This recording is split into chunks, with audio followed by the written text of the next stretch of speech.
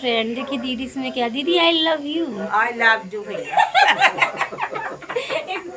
एक बार और बोलो, आई लव यू। तो फ्रेंड कैसी बोल रही हैं आप लोग जरूर बताना। एक बार और बोल दो, फ्रेंड से बोल दो, कहते फ्रेंड फ्रेंड हाँ आई लव यू बोल दो। I love you. फ्रेंड आप लोग को हमारा ब्लॉग वीडियो कैसा लग रहा है आप लोग जरूर बताइए। और नई लोग देखिए, इनसे मिलिए, आ जाओ थोड़ा सा।